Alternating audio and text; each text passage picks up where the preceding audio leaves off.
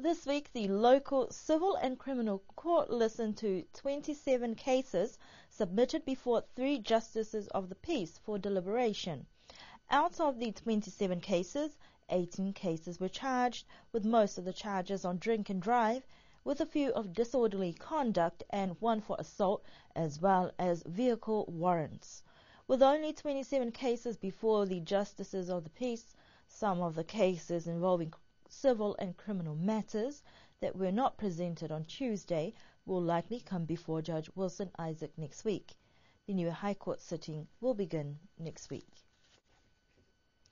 This morning, BCN News had a chance to speak to one election nominee from the village of Hikutavake because of her concerns over the incidents after the village elections 2 weeks ago. According to Ms. Pamela Tongakona, the incidents that happened after the elections was not caused because of the election's results, nor by her supporters. However, she said she knows that people are making assumptions. This was caused by her and her supporters. She said her main focus now is to resolve the differences people might have and the animosity people have against her and her supporters to make sure people understand. She did not assault any persons, nor did she burn the house belonging to her neighbors. The only time she knew about the assault on the neighbor is when she was taken in by police for questioning. However, the only time they knew there was an incident next door is when there was a loud bang and burning smell, and they tried to help put out the fire. Ms. Tongakona said the conflict in Hikutavake is not a new occurrence, and it escalated, but she did not cause any of the unfortunate events of that Saturday evening, though her concern also is with the police, who used excessive force on her family supporters in what she says was police brutality, when one of her nephews was tied up and thrown into the police vehicle before the police proceed to assault him.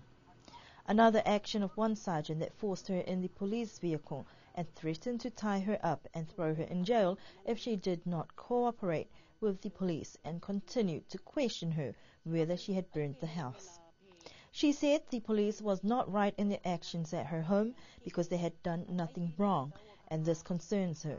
Although the police did not handle the situation correctly, she does not want to press charges. Chief of Police Mark Chenry said he cannot make any comments on some of the accusations as the case is coming before the courts, as well as the ongoing investigation by police, which is yet to conclude. Chief Chenry also said there are proper channels for people to use if there is a concern with a government department, and all the police wish from the people in Hikutavake to do is to stay calm and let the police handle the case. BCN News also understands this case is coming before Chief Justice Wilson Isaac when the Niue High Court hearing starts next week. Physical activity for healthy living is the concept that was being promoted in a 3-day training workshop held this week. The 3 days of training began on Monday, with participants from the various groups on the island currently running physical activity programs such as aerobics, gym, fitness programs, and more. Sessions focus on the value of physical activity, health benefits, how to exercise properly, the barriers, and how to avoid barriers, and more. Over 30 participants from the community, schools, and sports organizations were brought together to discuss and learn ways and benefits of physical activity. This is what one participant thought about the workshop. What we see from this workshop is, at the moment, physical activity is not only to do with exercise, like joining the groups. Also, it can be physical activities at home where you do your housework, work in the bush garden. These are all part of the physical activities. And if you don't move or motivate yourself throughout the days, then you know that you are in a serious problem, because you need to exercise your body, so then you can be function. And at the same time also, you need also to be careful of what you put inside your mouth. As they all say, is what's the intake you take should be also considered, as this is very important that we should also eat healthy food.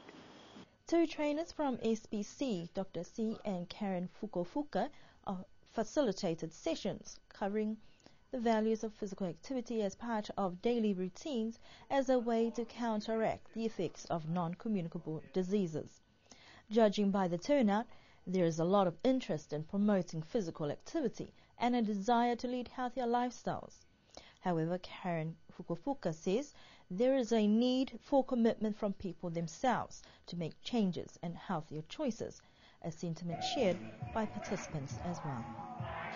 We did discuss that we have to come up with a policy. At the moment, there is nothing in place, but we recommended at the workshop that it can be a policy for all the people in the office, especially those who's been sitting all day. They need to get up and do a bit of exercise, or 4 minutes, 5 minutes. That's good enough.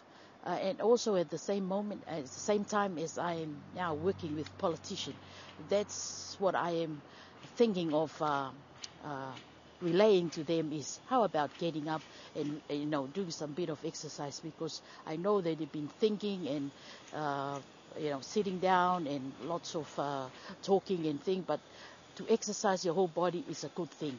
And arising from the workshop, we have done that during our morning break and afternoon break. Instead of go straight to our refreshments, we did a bit of exercise, 10 minutes, which is really good to us. And we are hoping that everyone will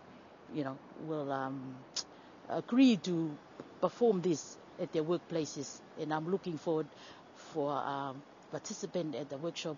They can promote it out in the workplaces. The hope is that this training will not only be beneficial for these group leaders, but the communities they serve, giving them a greater understanding to develop programs that cater for the different needs of those who seek their assistance for various reasons. The Customs Division are delighted with the installation of a new computer system. This week, Customs staff have been given on-the-job mentoring from an individual from Statistics New Zealand on how to effectively use the system. The PC Trade system has replaced an older system that has not been used for some time and needed to be reinstated. Customs says that it had been out of operation and that had delayed processes in the past. The aim now is that when goods arrive at our ports, they can be filed, entered into the system, processed and released faster. And one of the main outputs will also be the availability of trade statistics that are very important to developments on the island.